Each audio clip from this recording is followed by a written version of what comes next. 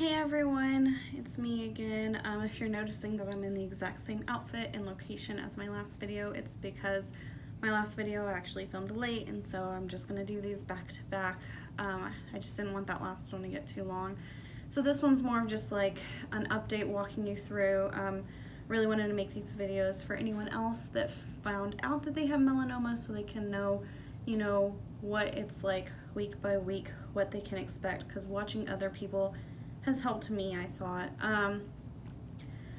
So this week was kind of hectic. I finally kind of like came to the emotions of it.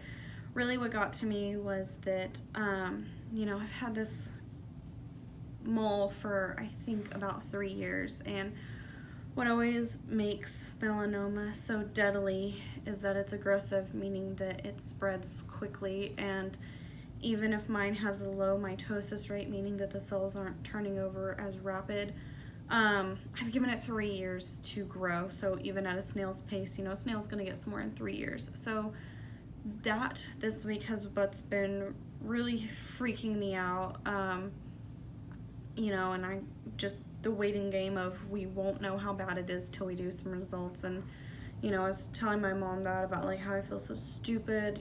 My last mole check came back normal my first year of law school, and then right after that is when I noticed this next mole, and so I was like, oh, I had this false sense of security from the last one being negative, and I was like, don't be paranoid, don't be a hypochondriac, so I didn't really take this one as seriously as I should have. And everything, I always see vlogs and blogs about people saying, yeah, I didn't find out or I found out, and then like a few weeks later I went and had it removed, and so we caught it really early, and I'm so grateful. And I don't know if I'll get to be one of those people, just because it really, really worries me that it's been so long, and I still don't have results yet.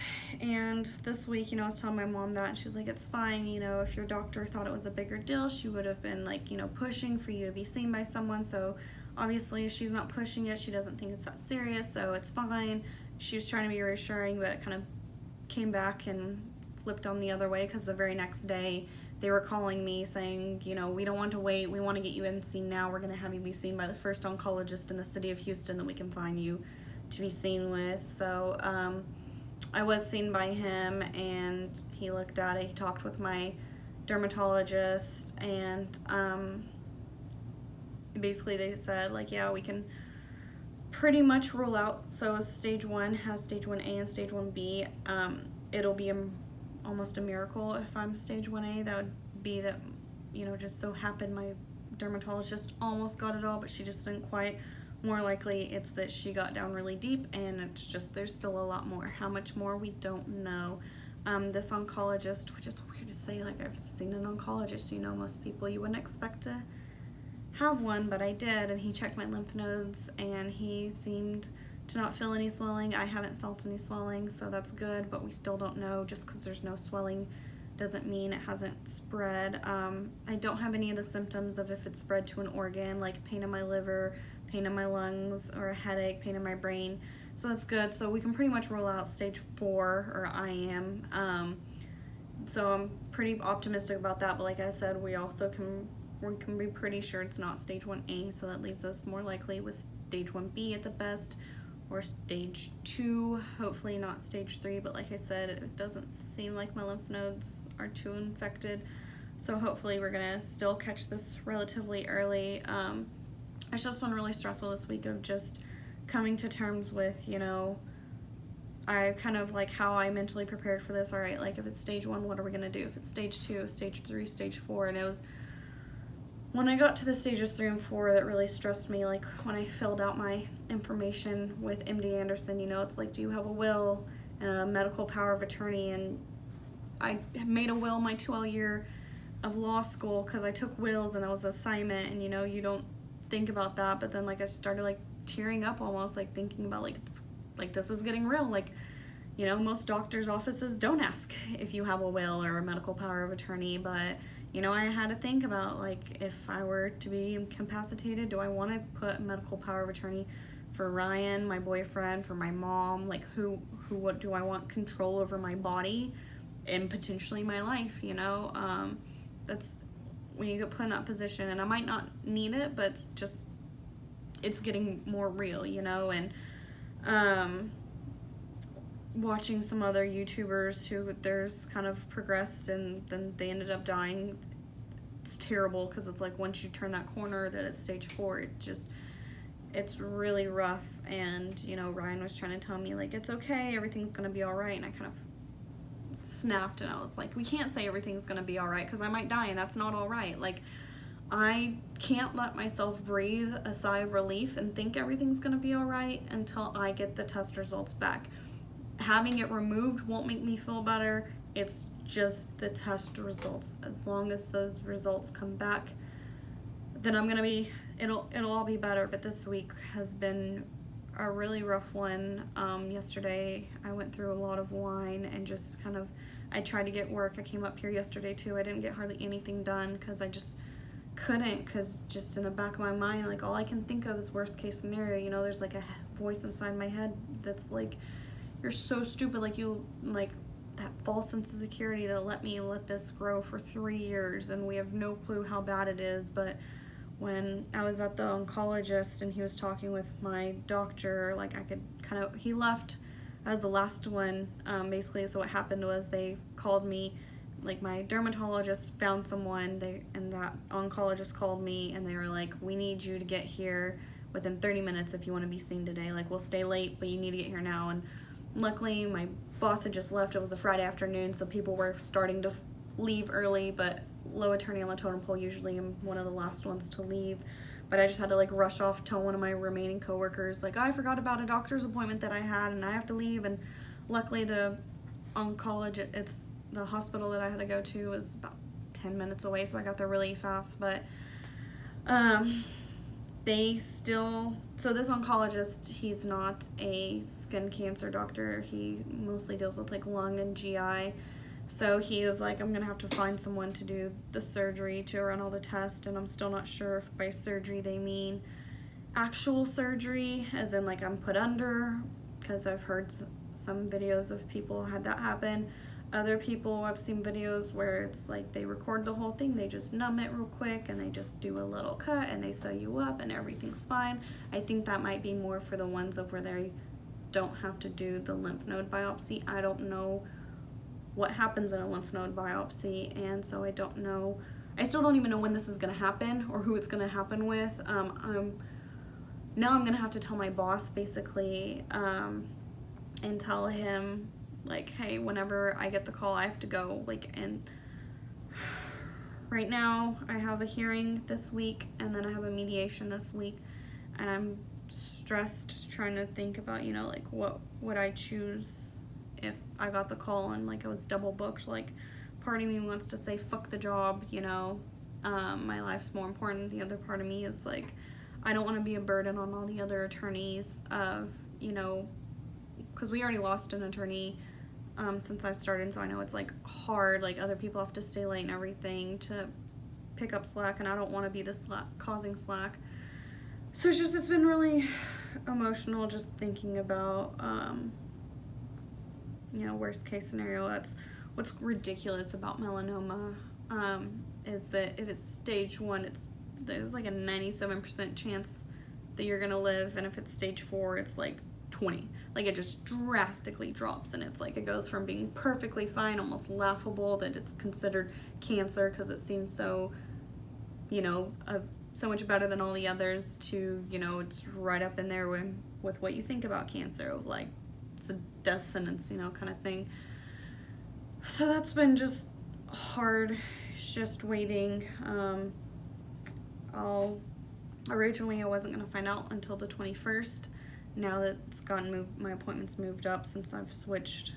I still have my appointment with MD Anderson. By that time, I will have known how bad my skin cancer is. If the melanoma is really bad, then I'll probably just switch over there, because they have a melanoma department. That's actually the doctor that my appointment's with. She's in the melanoma department, so that's obviously who I would need to be transferred over to, and I don't think this other oncologist would mind, because he's like, yeah, it's not my area.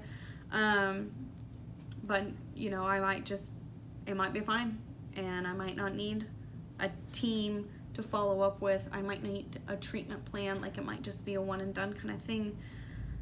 So that's why I'm just going to go ahead and go forward and just try to, whoever I can get to be seen and have this surgery or procedure, whatever it is, have it done, find out what's going on as soon as possible, get results, follow up with my dermatologist, and then see where we go from there. But just this past week, it's really gotten to me. You know, I thought the scariest test that I would ever take would be the bar, and then this is way scarier. And I thought, you know, waiting 3 months for the bar would be a long time, and it is. But I'm waiting a month to find out if you're gonna, you know, your chances of living. It's a lot more stressful. And last time, you know, I was coming down from the stress of taking the bar and going up on the stress of, you know, not knowing my future. But luckily, like, I didn't have a job then, so I could just kind of like wallow in self-pity for a few days. And I can't now. I have a job. I'm up here because I'm behind, because I'm not getting anything done during the day, but I still have clients who still have needs, and it's my job. They've entrusted me to take care of it, which sucks. And like, just this week has been kind of morbid for me. Like, I made a payment on my student loans from law school, and normally right after I do that, I get all excited and I check and I'm like, okay, like, this is how much I have left and this is how far I've done, and like check my credit score. And then this week I kind of realized, like, credit scores are for people that have long-term plans, you know, that have, oh, in, you know, 30 years I want to send my kids to college, and a few years I want to get a house. And I kind of like morbidly hit me of like, you know, I don't know if I had long-term plans. I don't know if they're getting cut short, and if they're getting cut short, how short they are. But it just kind of made me uninterested, you know. And I kind of looked at my student loan debt and I was like, what if I die before I get to pay this off? Just not because I have that much debt, which I do, but just because I'm just like, what a waste. You know, I thought it was an investment in my future, and then to find out, like, maybe it's an investment in nothing, because I don't know if I'll have a future. There's just like some really real and scary things that you don't think you'll have to think about, like your own death, until you're older. You know, you don't think when you're 26 and still not married, and, you know, had all these. Because how I've been coping is just, you know, if it's stage 1, we'll do this, we'll tell these people. If it's stage 2, we'll do this, stage 3, stage 4. And, you know, I had to think, like, if it's stage 4, like, should Ryan and I just elope?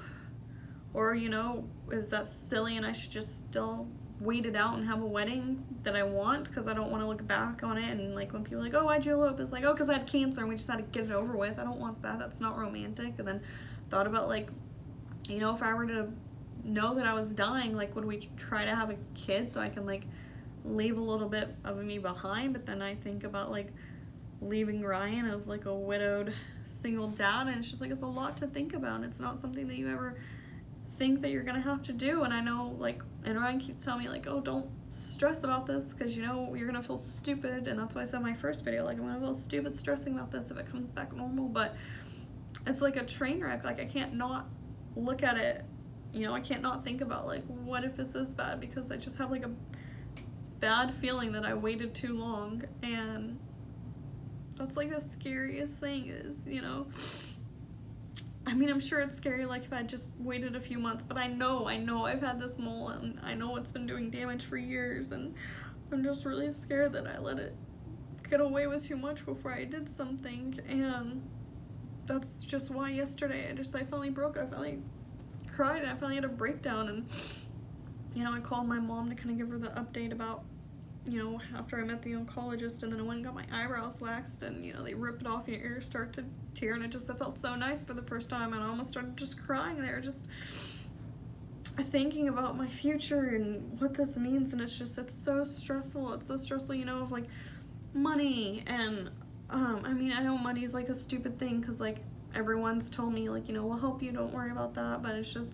and, like, you know, stupid stuff, like, I'm burning through all my vacation hours, and I know that's what they're there, but and sick leave, my paid time off. But I had plans. Ryan and I were gonna, like, go on vacation, and I'm like, it's just such an inconvenience, which I know is, like, obviously, like, no one's happy about cancer, but it's just, this waiting's really killing me, because I don't know. And, you know, this time last year I was finishing the bar, and I remember thinking, like, my whole life depends on that. But now quite literally my whole life depends on this test, and I just don't know. And I hope that as soon as they get the results, they'll call me and tell me so I can stop worrying, but I'm afraid that they'll get the results and they'll wait till my appointment and tell me in person.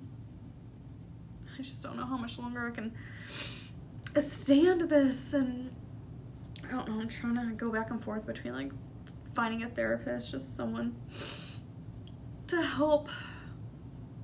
But then that depresses me too, because I look up like cancer therapy, and it's like places called like Center for Hope and stuff, and like it just reminds you how morbid this whole situation is. And I don't know if, you know, in a week I'll have any update, but this is all I've got so far, is that now we're starting week 3 of me being a cancer patient. I don't know if I'm a patient yet, because I'm, you know, just a cancer person who has knowledge that she has cancer, and it's just taking it day by day, but every day's hard, so I'm just taking it hard by hard, really. I guess that's about all that I have. Hopefully in the next video I'll have, you know, like I said, I'm going through waves of like where I'm like, it's fine, this is no big deal, to where like I'm like, well, what if it is a big deal? And hopefully next time I'll be back to it's fine, or I'll have some more updates. But if you're out there and you just found out that you have melanoma and you're in the same situation of just sit and wait, I understand it's really, really stressful. I don't know what else we can do, but I'll talk to y'all later. Bye.